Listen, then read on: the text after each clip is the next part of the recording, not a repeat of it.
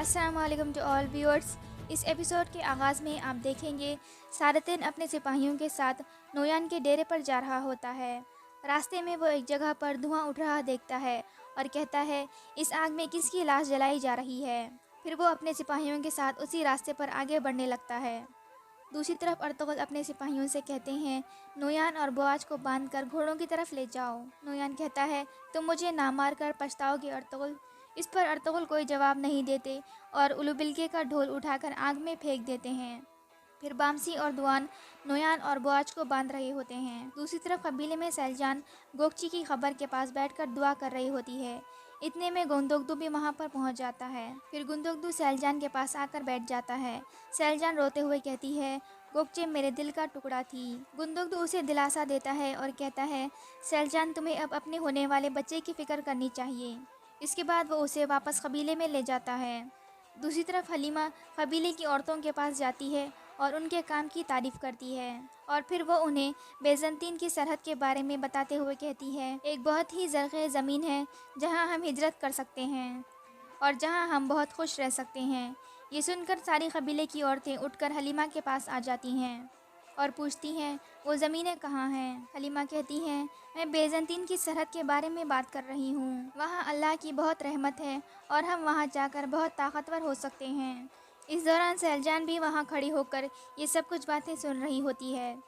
दूसरी तरफ सादतिन भी नोयान के ठिकाने पर पहुँचता है और हर तरफ मंगोलों की लाशें बिछी हुई देखता है। कुछ देर बाद वहाँ ये सब कुछ देखने के बाद वो कहता है, तो तुमने नोयान को भी पकड़ लिया है अर्तुगरुल, लेकिन मैं तुम्हें सुल्तान के पास पहुँचने नहीं दूंगा। फिर वो एक सिपाही से कहता है, जाकर सुंगुर्तिगिन से कहो कि वो फ़ौरन मेरे पास आए। दूसरी तरफ अर्तुगरुल और उनके सिपाही नोयान को एक जगह पर बांध कर रुक जाते हैं।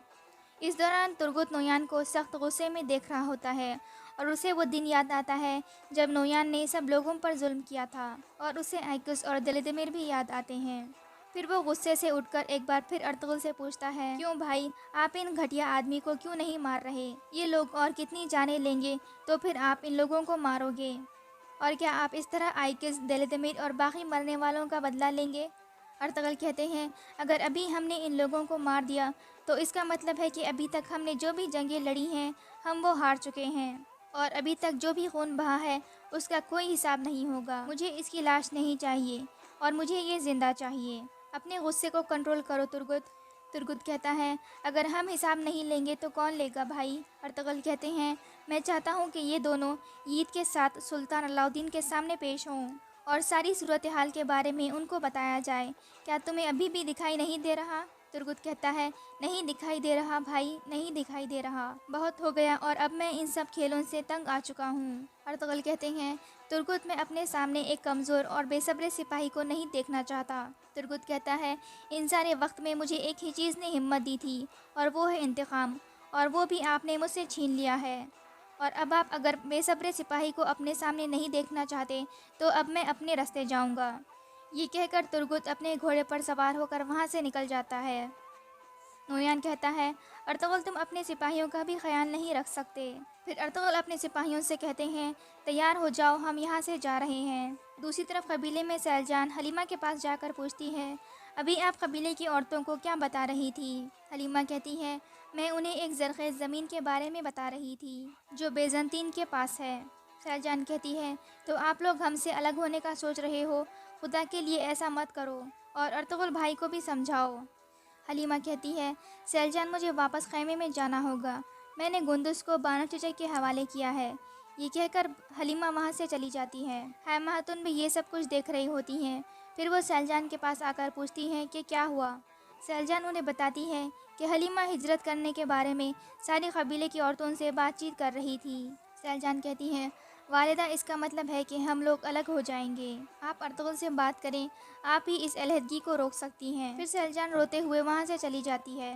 फिर हैमा खातून कहती हैं, अर्तुगरुल, तुम किस चीज़ के पीछे पड़े हो? दूसरी तरफ अर्तुगबे दुर्गा के खैमे में बैठे होते हैं और कुछ लोगों के साथ नए सरदार के इंतखाब के बारे में बातचीत कर रहे होते हैं। इसी दौरान कबीले का एक आदमी अकजाबे अंदर दाखिल होता है और कहता है, मैंने देखा है कि आप सरदार के खैमे को खाली नहीं छोड़ रहे। अर्तुगबे कहते हैं, अल्लाह की मदद से ये खैमा हमेशा नए खून से रोशन रहेगा। अकजा कहता है, जिरगा बुलाने का वक्त आ गया है। تاکہ ہم ایک بہادر آدمی کو قبیلے کا نیا سردار بنا سکیں۔ ارطغرل کہتے ہیں اس میں ہم سب کی بہتری ہے، کل واضح ہو جائے گا کہ قبیلے کا نیا سردار کون رہے گا۔ اس کے بعد ارطغرل اپنے لوگوں کے ساتھ باہر نکل جاتے ہیں۔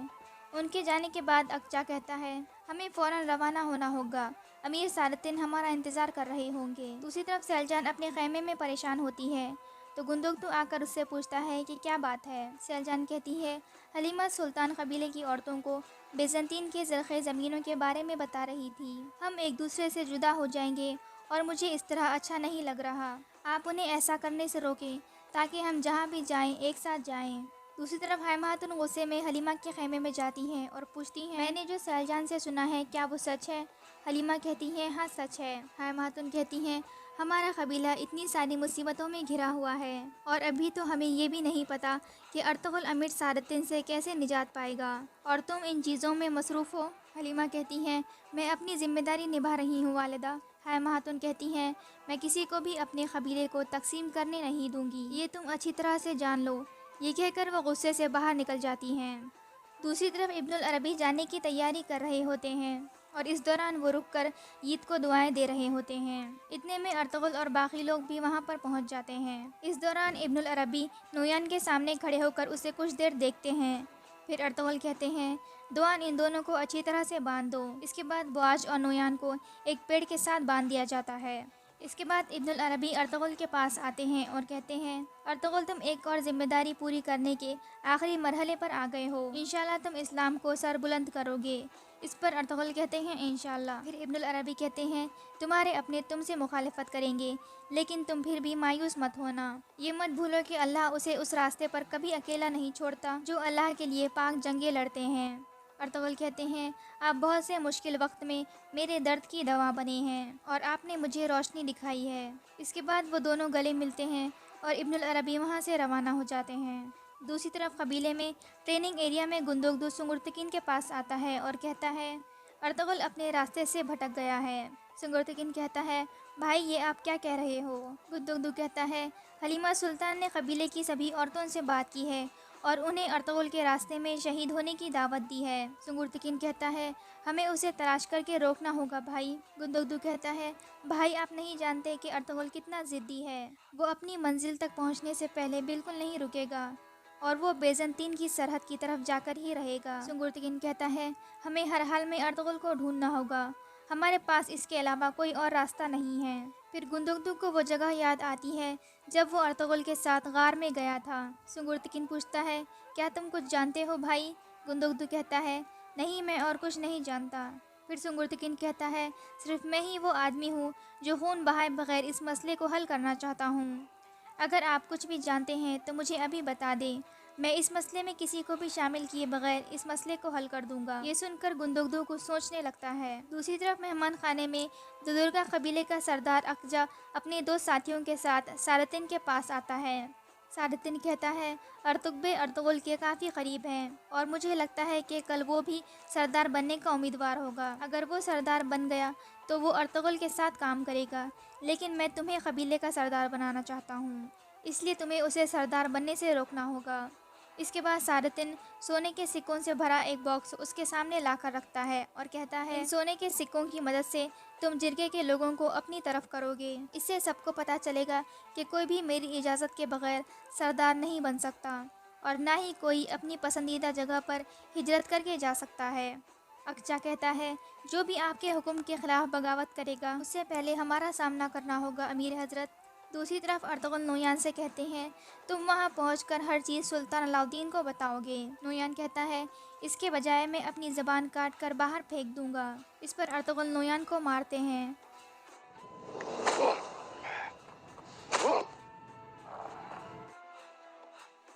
اس کے بعد وہ اپنے سپاہیوں کے پاس آ کر بیٹھ جاتے ہیں تو دوان پوچھتا ہے ترگت کا کیا ہوگا بھائی؟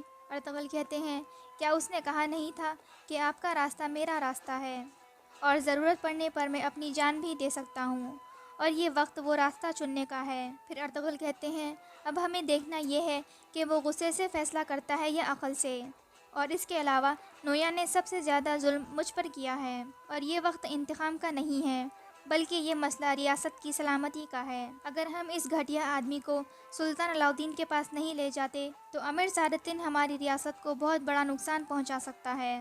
بامسی کہتا ہے مجھے بہت اچھی طرح سے سمجھ آ گئی ہے بھائی۔ پھر نویان بوار سے آہستہ سے کہتا ہے تم اپنا منہ بند رکھنا، اگر تم یہاں سے نکلنا چاہتے ہو تو ہمیں کوبیک کا انتظار کرنا ہوگا۔ اسی دوران ارطغرل بے وہاں پہنچتے ہیں۔ ارطغرل پوچھتے ہیں قبیلے کے کیا حالات ہیں؟ ارطغرل بے کہتے ہیں کل دودرگا قبیلے کا جرگہ بلایا جائے گا تاکہ نئے سردار کا انتخاب کیا جا سکے۔ ارطغرل کہتے ہیں قبیلے کا نیا سردار آپ بنو گے ارطغرل بے، اور آپ نے یہاں جو بھی دیکھا ہے وہ قبیلے میں کسی کو بھی نہیں پتہ چلنا چاہیے۔ میں بھی جلد قبیلے میں واپس آؤں گا۔ اس کے بعد ارطغرل بے وہاں سے چلے جاتے ہیں۔ ارطغرل بے کے جانے کے بعد ارطغرل یزد سے کہتے ہیں کل ہم ان گھٹیا لوگوں کے ساتھ سلطان علاؤدین کے پاس جائیں گے اور انہیں ساری صورتحال کے بارے میں بتائیں گے، اور حلیمہ سلطان بھی ہمارے ساتھ جائیں گی۔ دوسری طرف ترگت آئیکس اور دلیدمن کی خبر پر جاتا ہے اور ان کی خبر پر پانی ڈالتا ہے اور وہاں بیٹھ کر دعا مانگتا ہے۔ اس کے بعد وہ آئیکس کو یاد کرتے ہوئے اس کی خوبصورتی کی تعریفیں کرتا ہے۔ پھر وہ دلیدمن کی خبر کی طرف دیکھ کر کہتا ہے مجھے معاف کر دینا بابا، میں آپ سے کیا ہوا وعدہ پورا نہیں کر سکا، اور ارطغرل بھائی کا کہا نہیں مان سکا، اور اس جاہل نویان سے بدلہ نہیں لے سکا جس نے آپ کو اور آئیکس کو مجھ سے چھین لیا ہے۔ پھر وہ کہتا ہے اب سے میرا ہر سانس مجھ پر بوجھ ہے بابا، اور اب سے میں ان زمینوں پر رہنے کے لائق نہیں ہوں، اور اب سے میرا قبیلہ مجھ پر حرام ہے، مجھے معاف کر دے بابا، میں آپ کا اور آئیکس کا بدلہ نہیں لے سکا۔ یہ کہتے ہوئے ترگت وہیں بیٹھ کر رونے لگتا ہے، اور یہاں یہ ایپیسوڈ ختم ہو جاتا ہے۔ مزید ایپیسوڈز دیکھنے کے لیے اس ویڈیو کو لائک کر دیں اور چینل کو ضرور سبسکرائب کریں۔ And thanks for watching.